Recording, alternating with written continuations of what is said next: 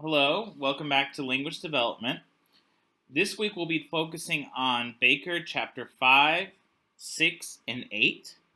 So last week we talked a lot about how humans learn their first language and the stages in which the first language develops.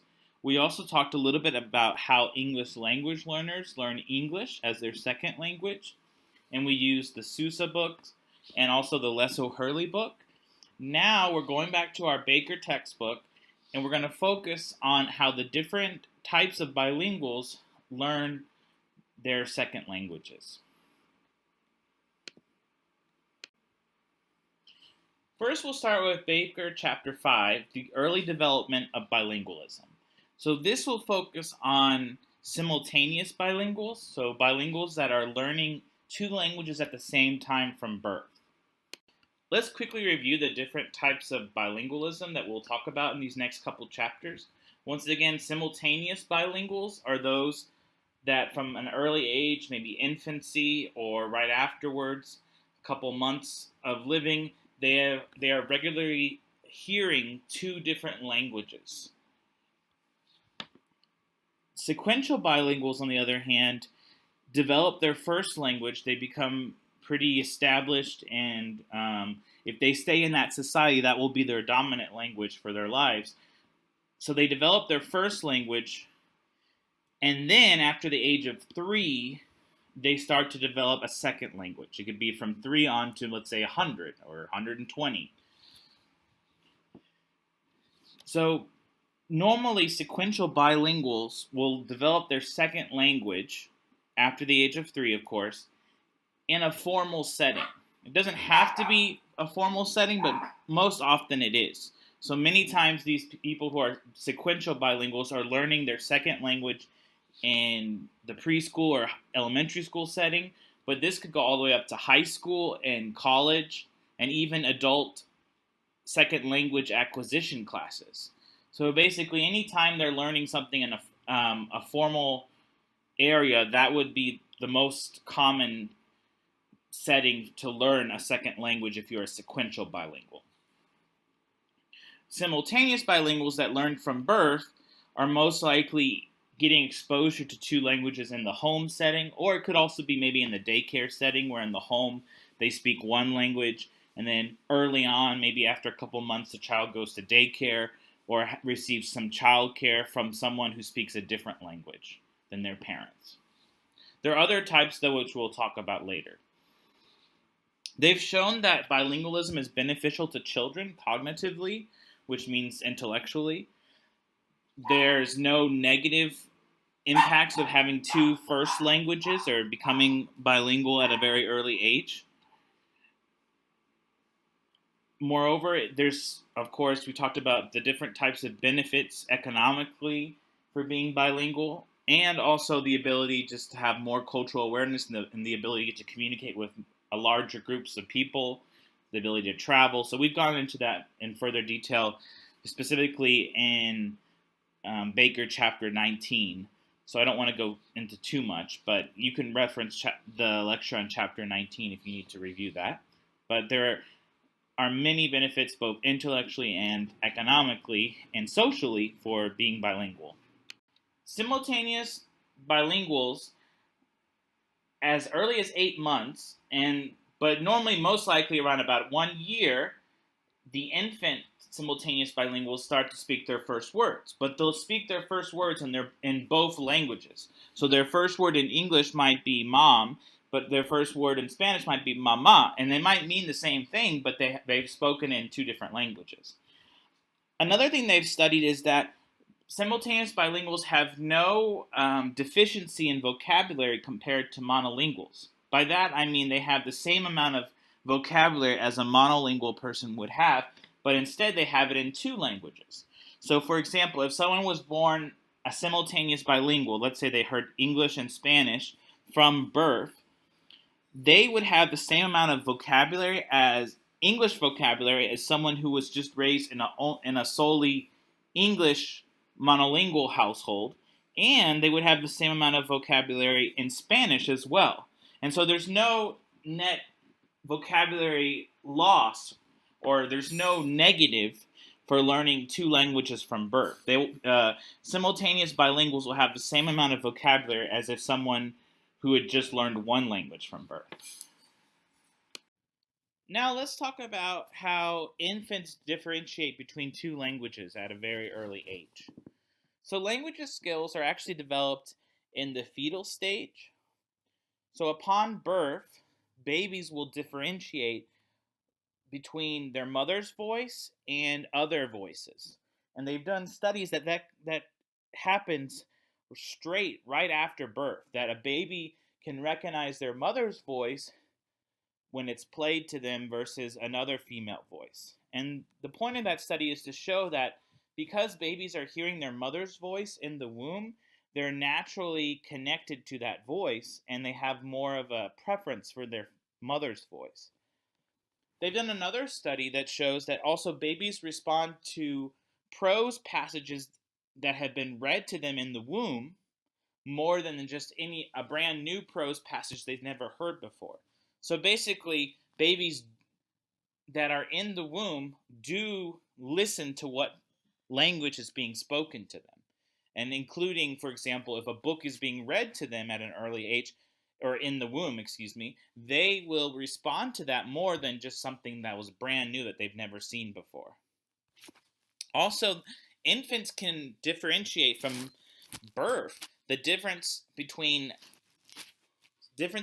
sounds and intonations. So they can start to differentiate and understand different sounds and also emphasis on particular words.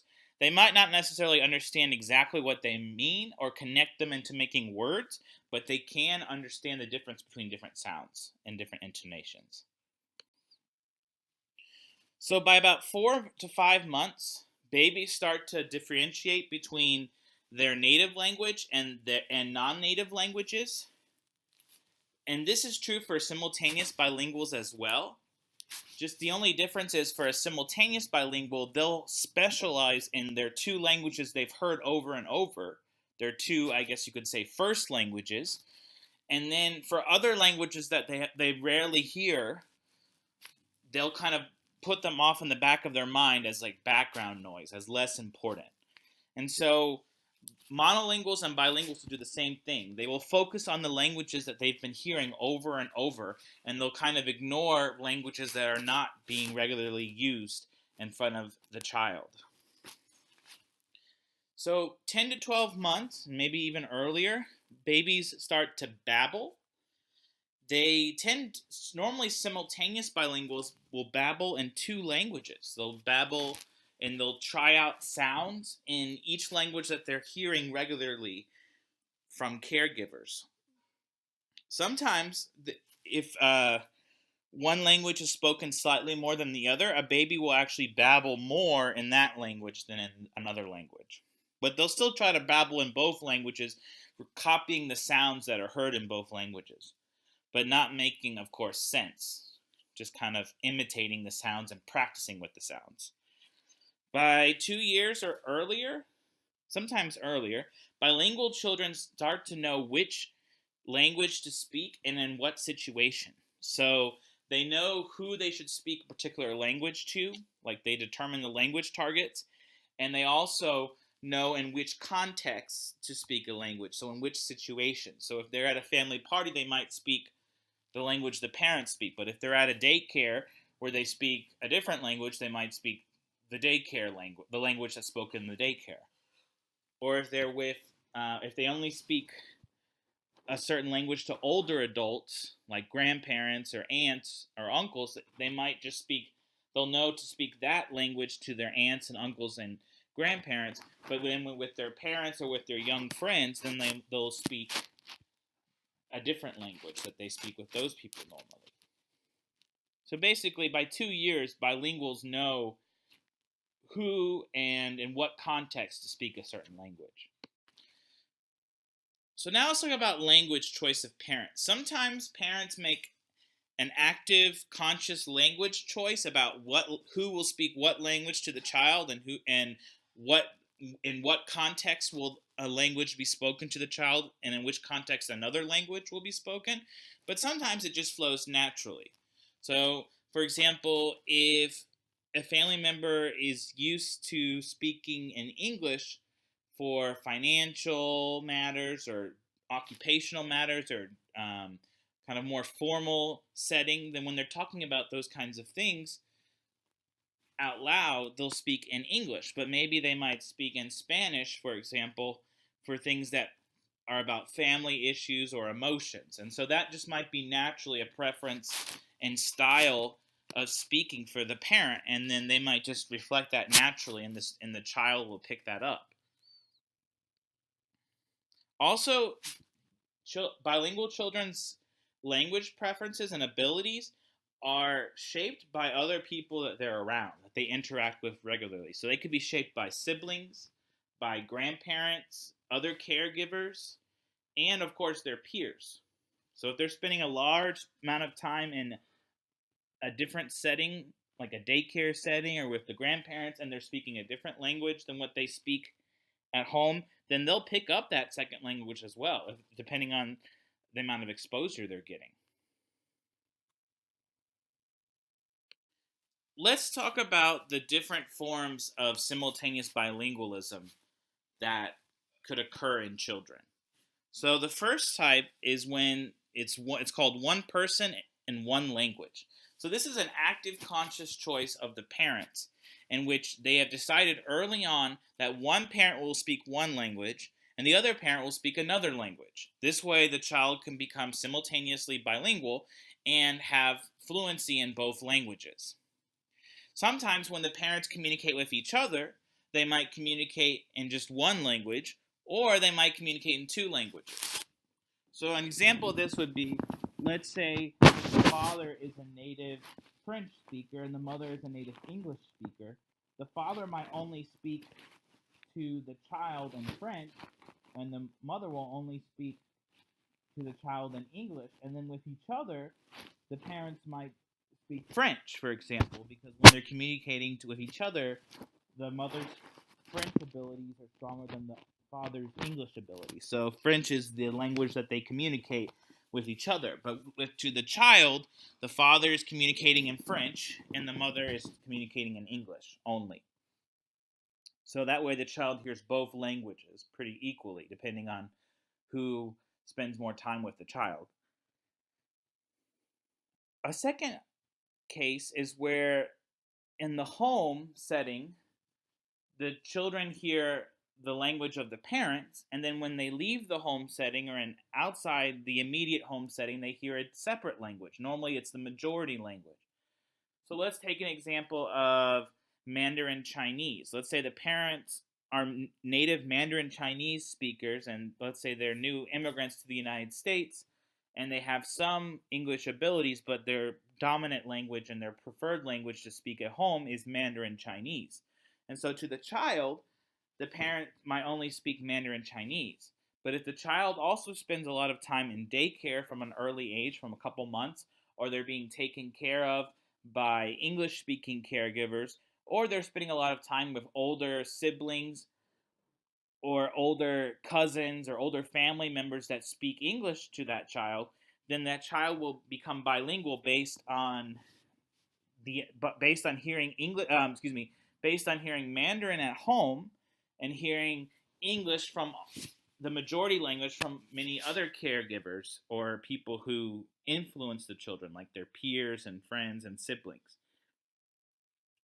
A third type would be where there's mixed language in the case that neither parent actively chooses which language to always speak to the child. They just communicate in mixed languages regularly.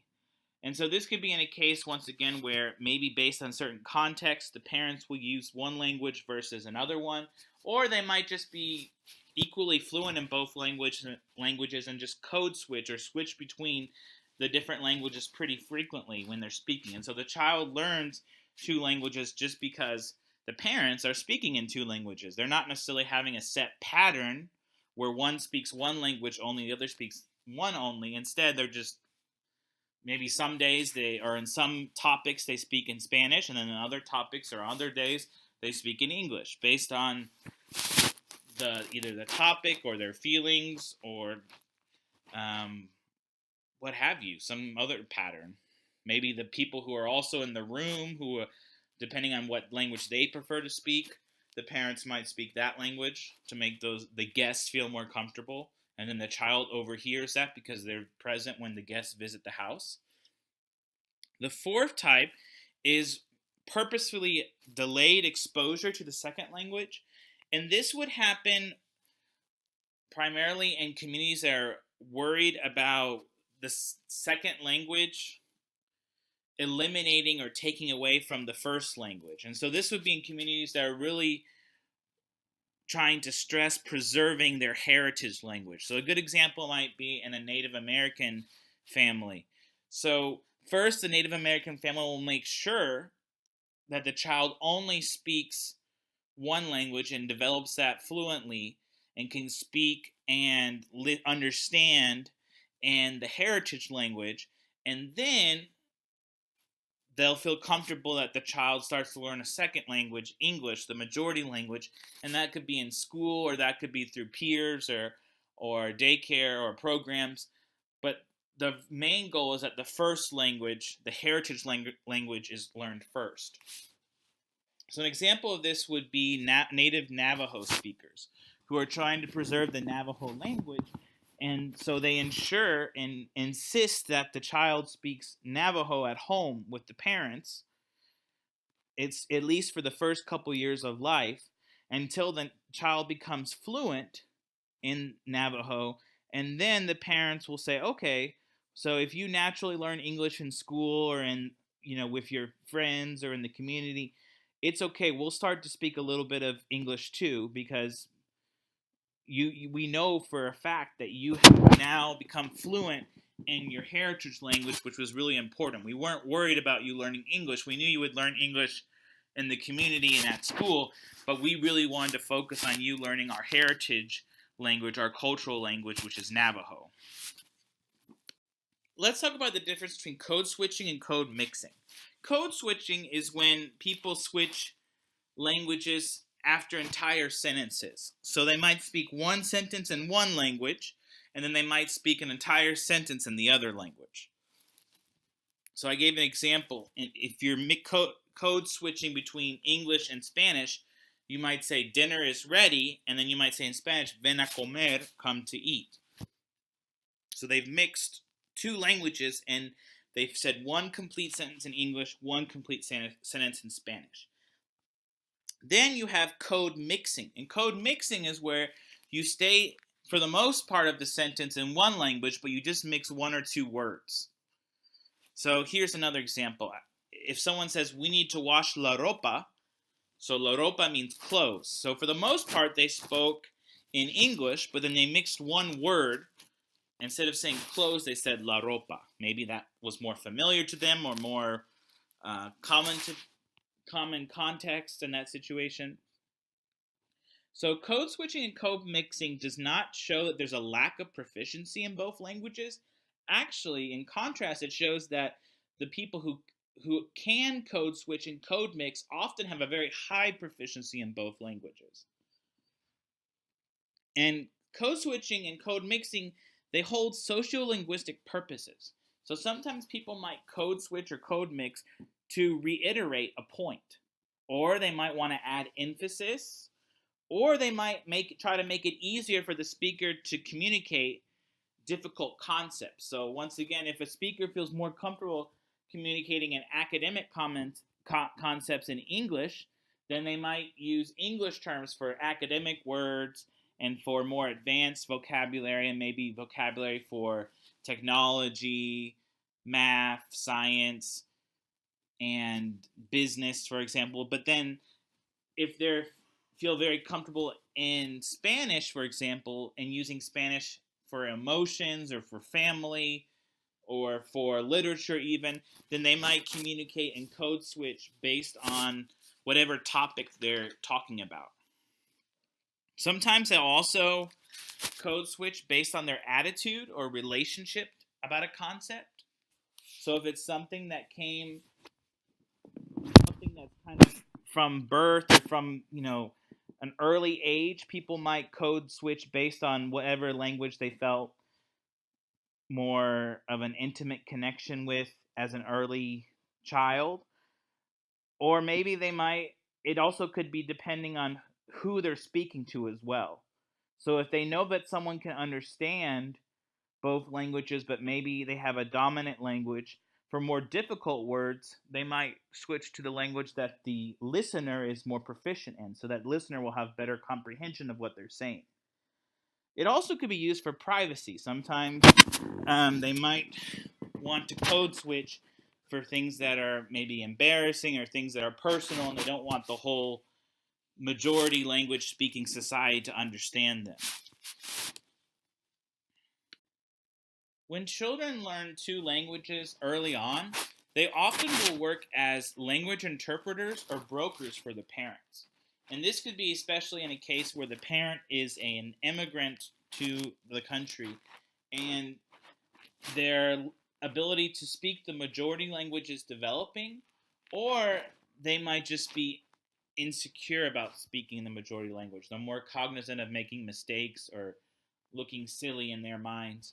And so often they'll have their children interpret or broker situations because they think their children have less of an accent and have a stronger grasp of vocabulary and stronger speaking ability overall.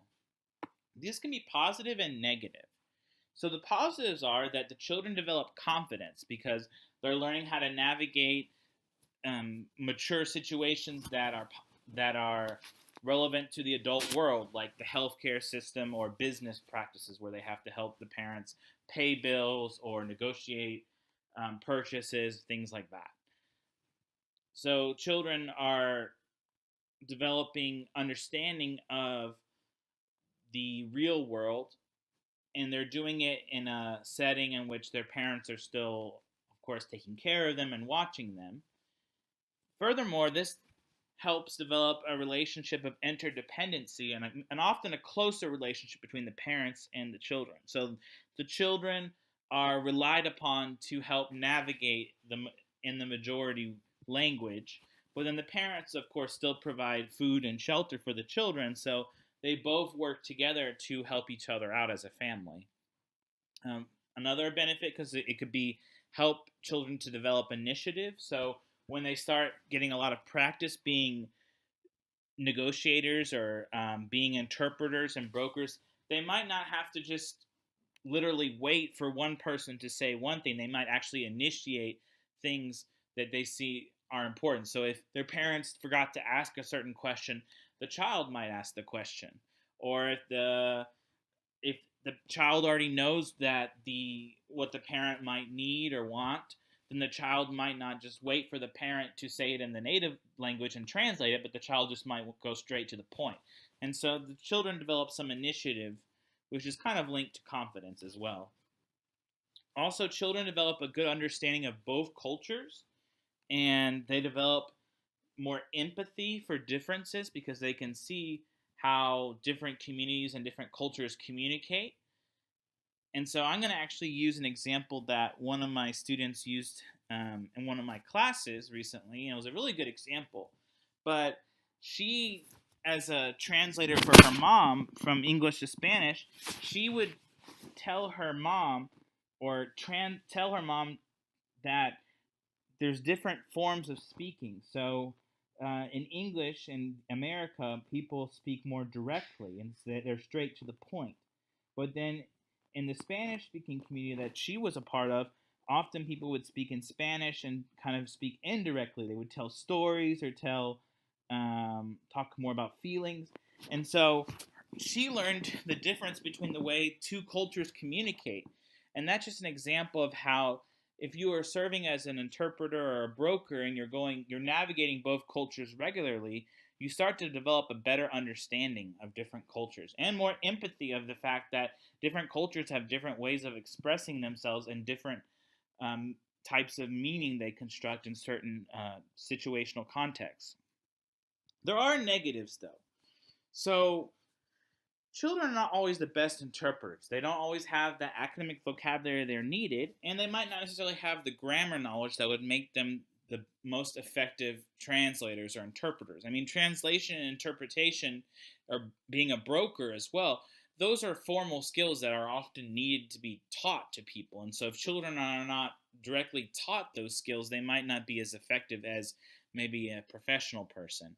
And if they're not as effective, there could be some mistakes being made in terms of meaning. A second issue is they could be exposed to more mature adult-only topics that really they don't really need to hear at that age. They're also put under a bunch of stress and pressure because at an early age they're responsible for their parents' health or their parents' financial situation, and so that can add a lot of pressure and stress to a young child. Also, the young children might start to develop a negative conception of their heritage language or the native language of the parents because they see how the parents are struggling and having so much issue navigating the world, and so they think that the native language or the heritage language is nice for the family context, but it's very, very important that they learn the majority language. And so if they do that, if they keep on preferring just learning only the majority language, they could have some language loss of their native language, which means that they'll become recessive bilinguals and be less effective eventually when they want to use the benefits of being a bilingual as an adult.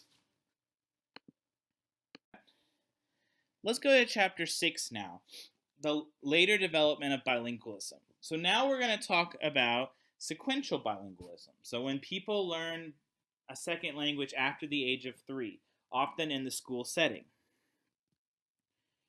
So once again, this is when people are learning their second language after they've already become proficient and well developed in their first language.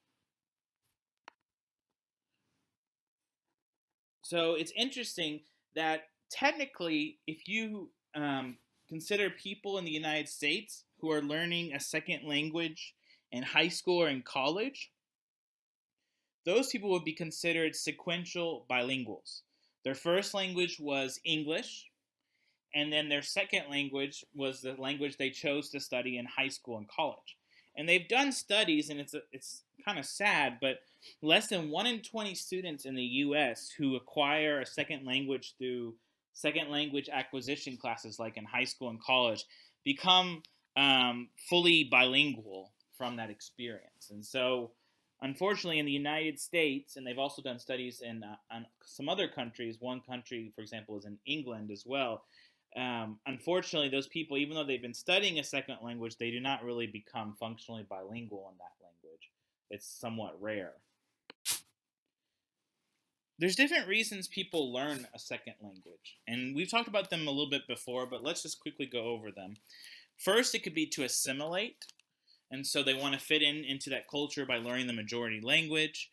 And sometimes this can be subtractive, because if people are so set on assimilating and becoming like the mainstream culture and becoming like their peers, speaking the majority language, they might focus so much on that and preference speaking the majority language over their native language, and then eventually their native language abilities decrease. So that's why it's called a subtractive approach, because one language benefits while the other one decreases.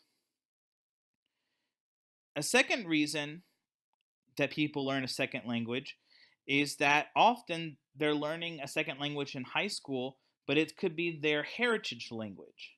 And so there's different cases, different communities do this, but often, let's say the parents and the children will speak the majority language at home, but maybe in either the school setting or a religious setting, they're learning a heritage language. So they could be learning Hebrew, or they could be learning Arabic, or they could be learning, and that could be for religious purposes, or they could be learning maybe their native indigenous heritage language. And so a lot of times, even though the dominant language and the majority language that they're speaking most of the time is the majority language, and they've gotten that from their parents and their peers, many times people will still want to learn their heritage language to connect with their culture. And so they'll take classes on weekends or outside of school or even in school as electives. They'll take classes on their heritage language. A third reason people might take a second language or to learn a second language is that they want to promote harmony between different language groups. And so this is kind of the concept used in Canada, that they emphasize that both native English speakers and both native French speakers learn each other's language. So if you were born a native English speaker, your second language is most likely going to be French in Canada, and vice versa. And the idea is that this can promote harmony between those two groups and those two cultures, which form a large part of Canadian society. Okay, so there's societal reasons. Now let's talk about economic and trade reasons. We've done that before in chapter 19. I don't want to go into too much detail, but there's obviously benefits for tourism, international business, trade, marketing. And of course, as educators, you can see that there is some economic and occupational benefits to speaking another language, especially when you're going to have students of that language in your classes. Third reason could be improving diplomacy and international relations. Also interaction and the exchange of ideas between continents. So between continents and countries. So when two people speak each other's language, it facilitates diplomacy. It also facilitates the ability to interact and positively exchange information. So we've talked about a couple already on this slide, but there's some other reasons to learn a second language. One could be just to have a better ability to acquire academic knowledge. And so there's certain languages that are more common in academia, and those are normally English and French and German. But also maybe learning Latin or Greek to be able to translate certain professional terms might also be beneficial. So some people might choose just to facilitate their learning in a certain content area, like medicine or science. We talked about the other two, but let's skip down to cognitive development. And so historically, and as we'll talk about a little bit more in further slides, people have believed, and it's backed by research, that learning a second language helps general study skills. So it helps people memorize, it helps people compare and contrast, analyze the differences between grammar, and also to apply grammar rules across languages. And so in general, through historically, up until today, many people have viewed second language learning as a benefit for people's overall cognitive development. That's why, for example, our founding fathers often learned Greek and Latin, even though they weren't necessarily going to speak those languages, because they were, it was ancient Greek, so it was more of like the dead language version of Greek. And so they probably were not going to speak those languages out loud, but the theory was that learning that vocabulary, learning those roots, learning the grammatical structure, and being exposed to a different way of thinking would benefit them intellectually. And we have the same concepts now, as we'll see in a couple slides. There are many intellectual benefits of learning a second language. And so we'll talk about that in a few more slides to come. There are many different contexts in which people learn a second language. Most of you have probably learned their second language in the formal K through 16 school system setting. So you've learned it maybe in junior high, high school, or college. Some people learn for voluntary language classes, and these are often for religious purposes. So in certain religions, they pray with a particular heritage language, and so those people learn that heritage language to pray in that language and to read religious literature. A third way people learn a second language is through community language classes. And these are often sponsored by embassies or cultural groups or cultural societies. And it's in order to preserve the native language for children of diplomats or children of parents who will most likely be dominant in the majority language of the region, but the parents also want them to learn their heritage language. And so a good example of these would be, I had many friends growing up that on Saturdays and Sundays they would go to Chinese school or Korean school, and so they would develop their heritage language abilities during those times. Sometimes there's also evening classes. Those are very common and popular for adults who are working. I actually taught an adult ESL evening class for 5 years prior to coming to WT, and I would teach K through 12 or elementary school in the morning and then teach the adult ESL classes at night. And many of my students, most of my students were either working during the day or they were taking care of children during the day. And then at nighttime, they had a little bit more free time, and so they were trying to learn the majority language, which was English, so that they could communicate effectively and have better job opportunities.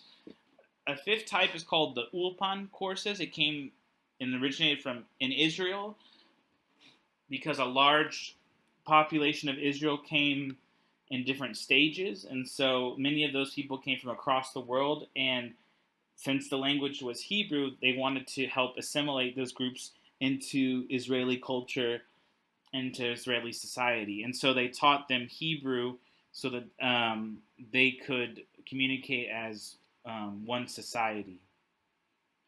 But basically what's defines, I would say, Ulpan courses is that they're very intensive language courses. So they're for maybe 20 to 30 hours a week. And it's to quickly build language fluency right away, and then often people will start looking for jobs and looking for educational opportunities. But first, it's like a crash course in that language. And then there's also distance learning methods, and you've seen these online: Duolingo, Rosetta Stone, television. People sometimes learn languages through Skype, speaking with native speakers.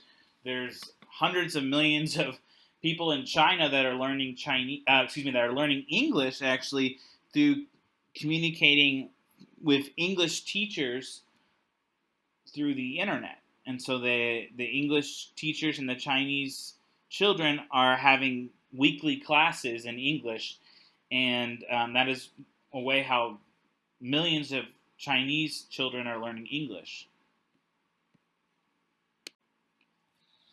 Let's talk about the age factor. And so research doesn't actually show that there's a strong preference for younger children learning a language than older children. So basically, the age of a person doesn't really affect their ability to learn a second language, but it does affect the accent. So often the point in which people will not develop that will not develop an accent in their second language will be about 13 to 14. After that, people who learn a second language often have somewhat of an accent based on their preferences and their history of using their first language. So they might speak Spanish using some of the phonetical patterns of English if they've learned Spanish as a high school student. So it'll take them a very long time to learn the accent, the correct accent, and it might not be perfect. Also, they've done studies, and because of societal reasons, children are more likely to learn a language than adults. It doesn't mean that they have more ability to learn a language, but they are more likely to learn a language because they're feeling pressure to speak the language of their peers, to fit in at school, and they're also having more often hours of instruction, direct instruction in the language, because children do not have to work. They just have to go to school, and so they normally have 40 hours of language practice or more, while adults might only have time for 10 hours of weekly practice. Another reason is that children will receive more years of scaffolds and support from teachers. And so they'll have more opportunities and more trained professionals to teach them and to encourage them how to communicate effectively. However, it is still important to notice and to note that there isn't a critical language point per se, and that people can stop learning a second language. Anyone can learn a second language up to the age of 120, 130, how old that person is. And so this is important when you're considering the different types of language programs that people prescribe to immigrant students or first generation immigrants.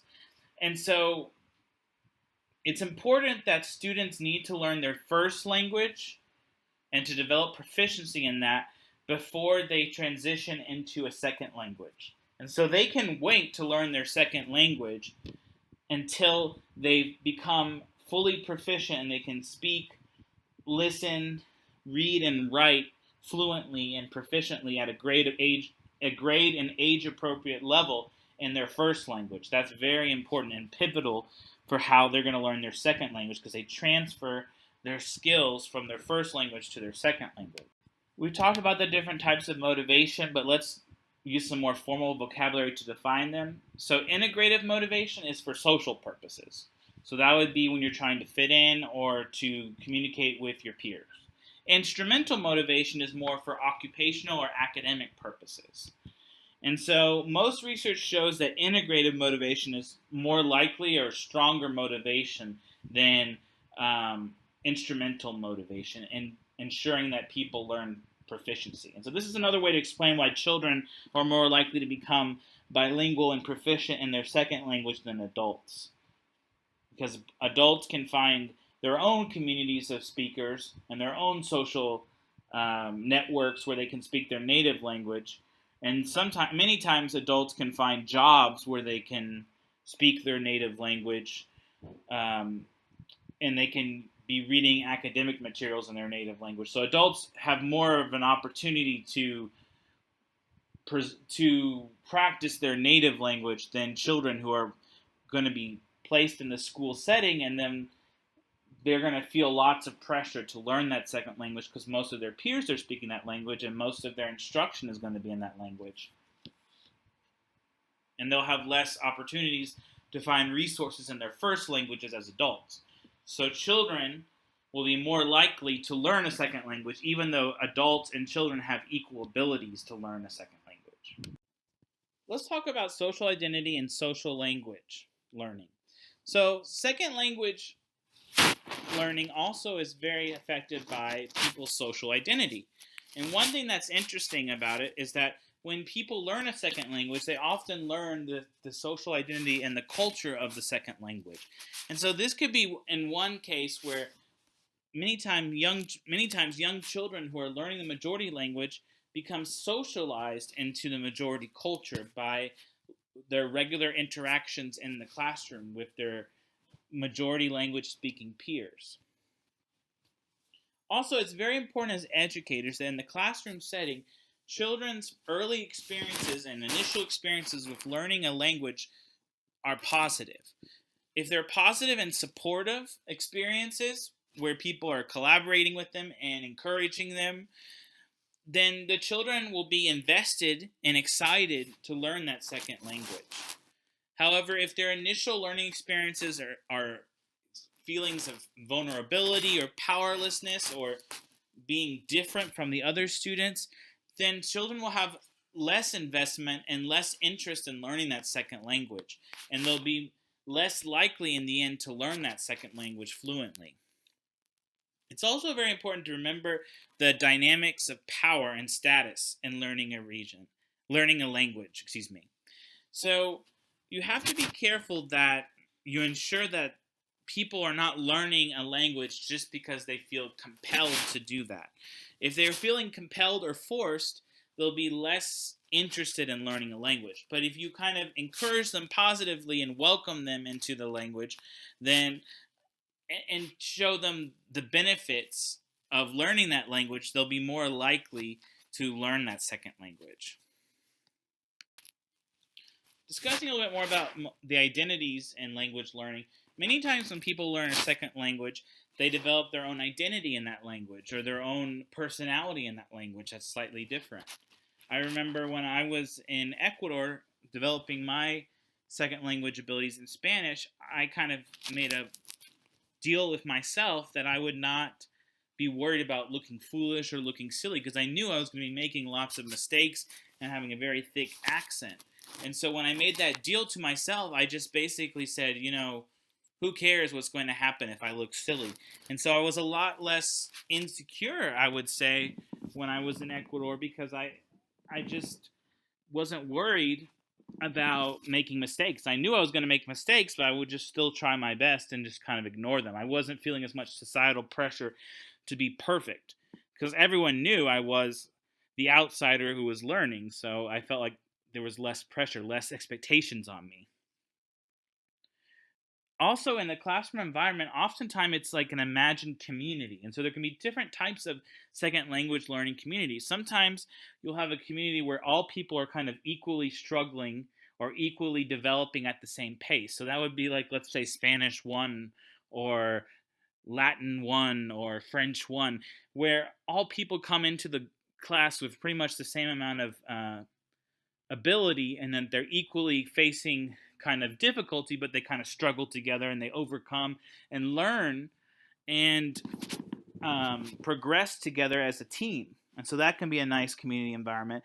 Another type of positive community environment could be a mixed level classroom, where you have some people that are have higher speaking abilities or native speaking abilities, and some people have second language or language learning in the process. And so in this case, the people who are high speakers or the native speakers can act as peer tutors and can help, and that can help build community.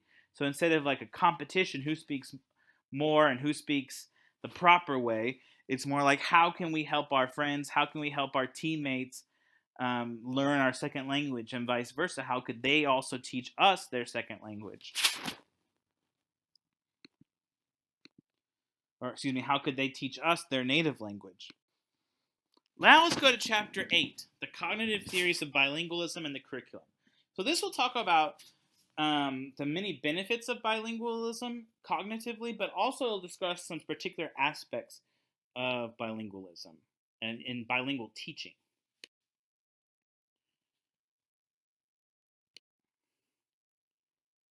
So the research has shown that there are many cognitive advantages for being bilingual. First, bilinguals develop divergent thinking skills that are higher and more advanced than monolinguals. So divergent thinking skills is the ability to think of more than one answer. So to answer questions that are open-ended, that don't just have one answer, but you can be creative or analytical and think of various solutions. And so bilinguals have a stronger ability to think divergently and to think creatively to solve a problem. Also, they have more metalinguistic awareness. So bilinguals, they've done studies and they've compared bilinguals to monolinguals, and when they compare them in both languages, bilinguals have a stronger sense of the nature and form of a language and also the language structures than monolinguals. Even if it's if they, let's say, simultaneous bilinguals that have learned from birth, simultaneous bilinguals will have a stronger conception of the language structures of both English and Spanish than someone who is a monolingual English speaker. Also, bilinguals develop communicative sensitivity. So they understand more about the social nature and the communicative function of language. And they have a better idea of how to interpret social situations because they've had to navigate between different social situations and different language situations and different language cultures throughout their lives. Furthermore, they've done studies on other areas of thinking, and there's no disadvantages for being bilingual than for being monolingual. So there's only benefits, basically. So if you can, or with your children, or with your friends, or whatever have you, try to learn a second language or try to promote them to learn a second language because they can only benefit themselves cognitively. There's not this situation where one language pushes out the other language. There's plenty of room in the human brain to learn two or more languages and to develop those fluently. In fact, they've done studies that normally when people learn a second language, that actually benefits their abilities and their understanding of their first language. Now let's talk about the different theories of how people connect the two languages in their brains. So there's this theory called the common underlying proficiency model. And it's often pictorialized with two icebergs. And so in outward appearance, it appears like there's two separate languages and the people are thinking in two separate parts of their brain, or they have two different sides. One side is for this language, one side is for that side. That's actually not really what they found through brain research. They found that even though on the surface level it seems like both languages are separate, actually there's a common central operating system of the brain where both languages come from. And so in reality, both language functions come from the same processing system in the brain. So just reviewing, once again, there's the central engine of the brain that produces thinking for listening, speaking, reading, and writing across all languages. And so the same part of the brain is mostly responsible for language processes, regardless of the language. The brain has plenty of space to store more than two languages. There's people who speak 11 languages I've seen on YouTube. And so there's plenty of space in the brain to learn a different language. Third, people can learn content equally as well if they've only been taught the content in one language, or if they've been taught content partially in one language and then partially in a second language. So an example of this would be a monolingual English-speaking student who's been taught the content can have the same level of content knowledge as a bilingual student who's been taught the content knowledge, let's say math and science and English, and then social studies and language arts and writing in Spanish. So both children have the equal level of content level. It doesn't matter the language you're taught, as long as your abilities in that language have been fully developed, you will fully be able to acquire that content level.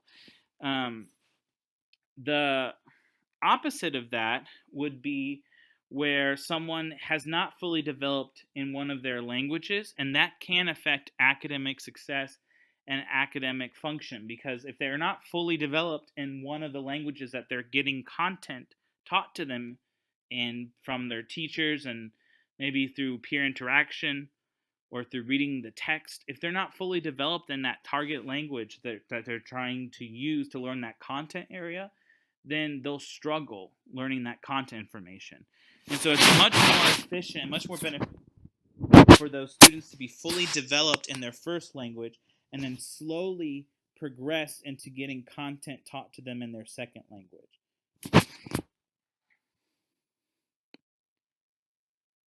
Now let's talk about the threshold theory. So the threshold theory is basically that there's different levels that bilinguals pass. So the first threshold would be when children are at are neither proficient in either language. So they don't have a very strong grasp or fluency in their first language, their native language, or in their second language. And this can lead to many different disadvantages. They can obviously not have as much content knowledge because they're not really being able to understand the content that's taught to them in their first language or their second language. And so that's the main cognitive disadvantage. The second threshold is when children are at least fluent and proficient at an age-appropriate level in one language. It can be their first language or it could be their second language. And at least the benefit of this is that there's no cognitive disadvantages. These children or these students will be able to understand the content in one of their languages because they're fully developed in at least one of their languages. So if the content is taught to them in Spanish and they're not necessarily proficient in English, they'll still be able to develop that content because it was taught to them in Spanish, or vice versa. If their Spanish abilities are still developing but they're proficient and at an age-appropriate competence level in English, and they're taught in English their content, then they'll learn the English content well, and so there'll be no cognitive disadvantages. However, the best ideal would be when children are balanced bilinguals and they're fully developed in both languages. This way they could have the cognitive advantages that we talked about earlier of being bilingual. And they would be able to understand, of course, the content regardless of what language is being taught. And this would be, of course, the top threshold where they're balanced bilinguals would be when they have age-appropriate competence in both languages, their first language and their second language. Let's talk about the different parts of the threshold theory. So there's the developmental interdependence hypothesis. And this basically says that the more someone knows of their first language, the easier they're going to learn their second language. And they've done studies on this, particularly in vocabulary. The more vocabulary that a child had in their first language, the faster they were able to develop an equal amount of vocabulary in their second language. Another part is that language takes time. So it takes between 2 to 5 years for people to have oral proficiency or conversational fluency. So if a child starts learning a language at the age of 10, it'll take them at least till the age of 12 to fully be able to participate in conversations and to have fluency in speaking with their peers. It takes even longer, though, to develop academic fluency, academic proficiency. That takes 5 to 7 years. And so that's when children or students understand the academic vocabulary of each content area. They have a vocabulary in their reading and writing that helps them be on level and read age-appropriate text and write compositions.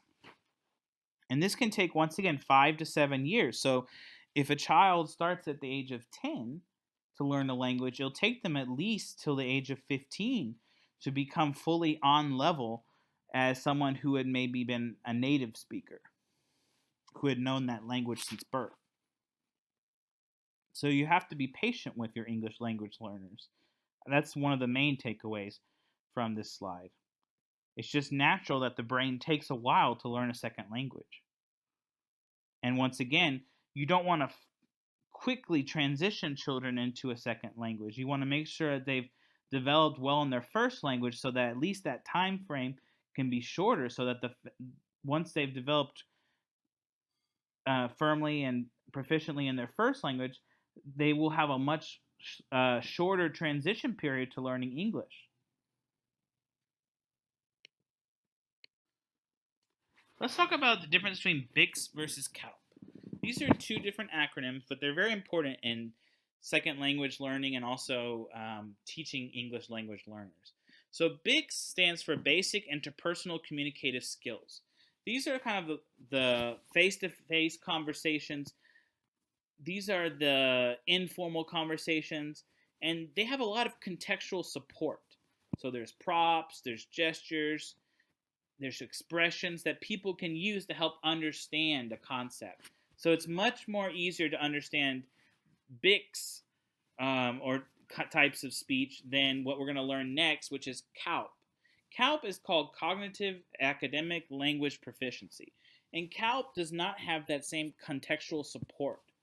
They don't have, normally the CALP language is not delivered face-to-face like in a conversation where you can read the other person's gestures and facial expression to understand their meaning.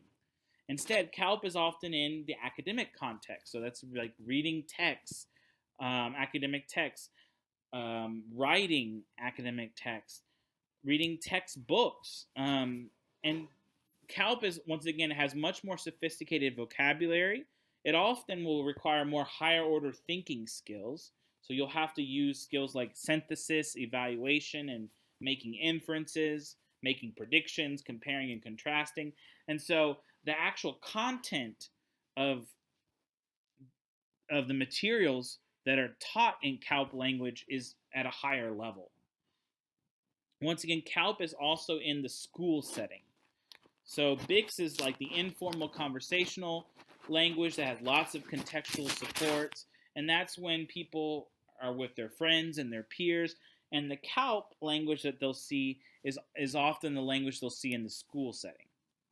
This is a nice image that kind of summarizes both types of speech. So remember that the basic interpersonal communicative skills, the BICS, is informal language that has lots of contextual supports where people can see the other speaker and understand based on their gestures, their facial expression, and their emphasis in their speaking. And so it takes about at least 1 to 2 years for someone who's learning a second language to develop the informal interpersonal BICS language. Then it takes 5 to learn the CALP, which is the academic language, where there's less contextual support and it's more abstract and requires more higher order thinking skills. This would be the kind that we would see on standardized tests like the STAR or SAT.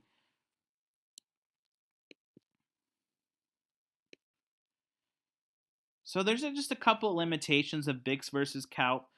There are general rules for how second language learners learn a second language and the speed and the pace and what process they learn first. They're not absolutes. So some people will actually learn academic language like the CALP first before they learn the informal language. And this would be most likely people who are very well educated in their first language. They have a lot of academic vocabulary, like scientists, for example.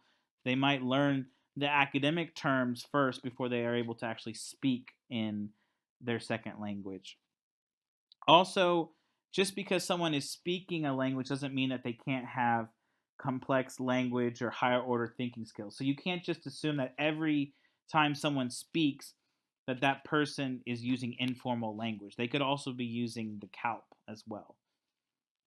In general, though, people spoken language that you speak, in the informal setting, in the social setting, or on the street, or in the playground, that it normally is BICS, but not always. Furthermore, one limitation with BICS versus CALP is that it emphasizes that language spoken in the school setting, the CALP, is more important than informal language. And that there's different beliefs on that, but it almost like it degrades just the everyday speaking that we have outside of school. So that's one critique of it. Also, it could have bias because it favors a certain type of language spoken in school versus the type of language that many children are actually hearing in their neighborhoods. One way that teachers can think of BICS versus CALP is to use these different charts, these quadrant charts, to plan their instruction. So the quadrants show the order of difficulty of different types of activities in terms of BICS versus CALP.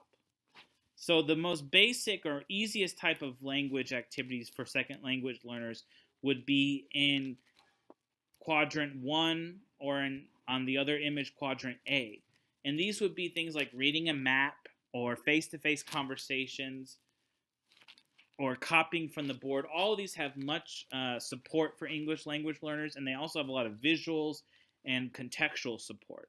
Then slightly more difficult, slightly more complex language activity for second language learners would be things like an oral presentation or a telephone conversation, or having to read written directions or written instructions. And in this case, those second language learners would have less visual tools to help them understand the meaning.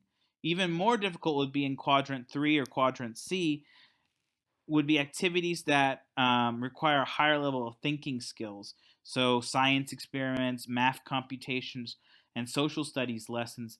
These would be areas where the students would have less contextual support, less visuals, and less feedback from the speaker to understand what the speaker is saying. They would not have a speaker, so that would be very difficult. They would just have to understand and interpret the text. And furthermore, it would be a much more cognitively demanding skills that are asked for the students. Finally, the most difficult types, the most academic or most formal language that second language learners could see, and the activities that would use this type of language are in quadrant 4 or quadrant D.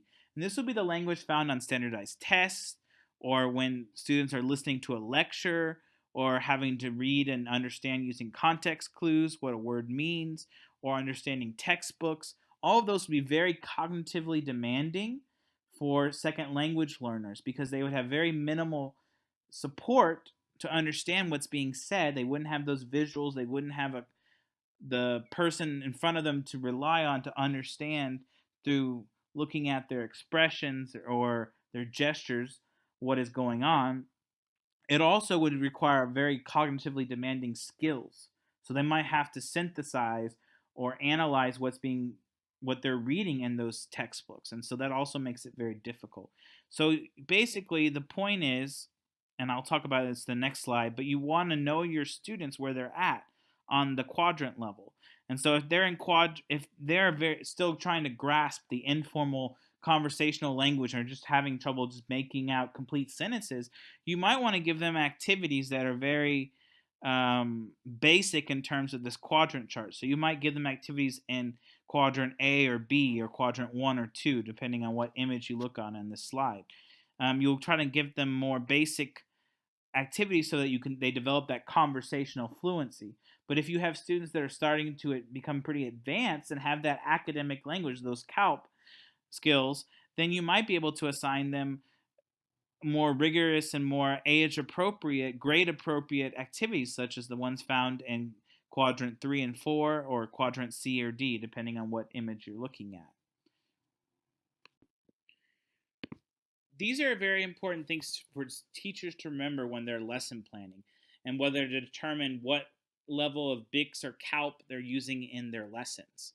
So first of all, it's very important to think about your students' current language abilities, and I talked about that a little bit in the last slide. You also want to think about what your students' background knowledge on the subject is and their past educational experiences. If they've had a lot of practice with this concept or they have a lot of background knowledge, they might be able to handle more abstract, higher academic, more formal language in the CALPs. But if they have very little background information or background knowledge, then they might need very basic, direct, informal language first to explicitly teach the lesson so that they learn the concept, and then you can go more advanced later with your language use.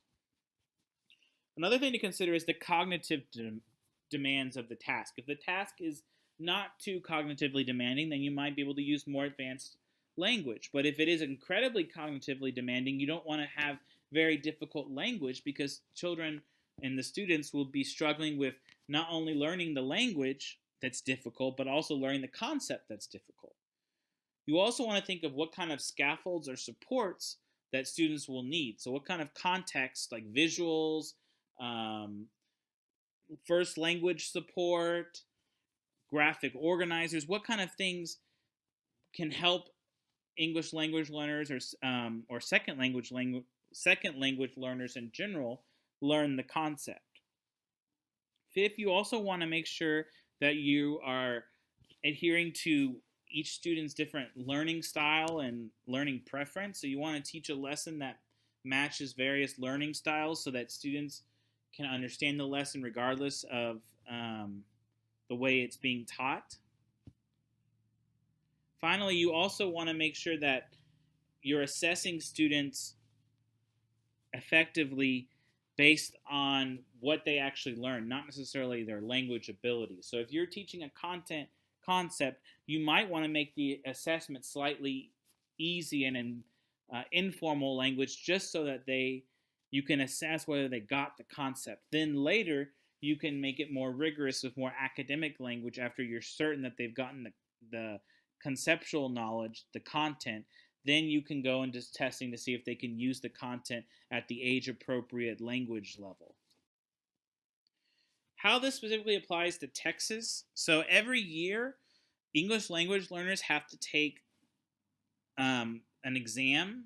Normally they take the TELPAS exam in Texas, but they take an exam and they are evaluated on their progress because every year they're going to go through a Language Proficiency Assessment Committee, or LPAC for short.